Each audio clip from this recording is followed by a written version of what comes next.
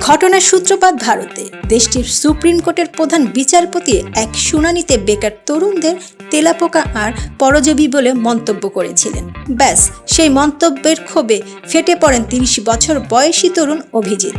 রাগ থেকেই খুলে ফেলেন তেলাপোকার জনতা পার্টি। মোদির বিজেপি আর রাহুল গান্ধীর কংগ্রেস যেখানে বছরের পর বছর ধরে ডিজিটাল ক্যাম্পেইন চালিয়ে যাচ্ছে, সেখানে তেলাপোকা পার্টি রাতারাতি যেন সবাইকে বুড়ো আঙ্গুল দেখিয়ে দিল। অল্প সময়ে তাদের ইনস্টাগ্রাম অ্যাকাউন্টে যুক্ত হয় প্রায় ২ কোটি অনুসারী। আর এরপরে ভারতের এই তেলাপোকার ঝড় সোজা সীমান্ত পেরিয়ে পৌঁছে যায় পাকিস্তানে। শুক্রবার ২২শে মে এনটিভির এক প্রতিবেদনে বলা হয়েছে, ভারতে ব্যঙ্গাত্মক প্রতিবাদ হিসেবে শুরু হওয়া এই আন্দোলন এখন পাকিস্তানের তরুণদের মাঝেও ব্যাপক আলোচনা জন্ম দিয়েছে।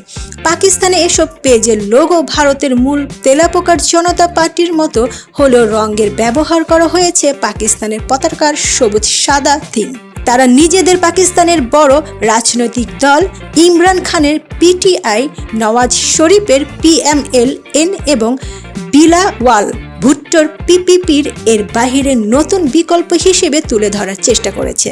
এখন প্রশ্ন উঠেছে, মজা করে শুরু হওয়া এই তেলাপোকা রাজনীতি কি শুধু সামাজিক যোগাযোগ মাধ্যমে সীমাবদ্ধ থাকবে, নাকি সত্যি তরুণদের ক্ষোভের নতুন প্রতীক হয়ে উঠবে? ভারত থেকে পাকিস্তান দুই দেশের ভাইরাল এই তেলাপোকা আন্দোলন দেখিয়ে দিল তরুণদের হতাশা এখন হাস্যরসের মোড়কে নতুন ভাষা খুঁজে নিচ্ছে। আর নেট দুনিয়া ভাষা বলতে গেলে রাজনীতির ময়দানে এখন মানুষ নয়, ভাইরাল হচ্ছে তেলাপোকাই।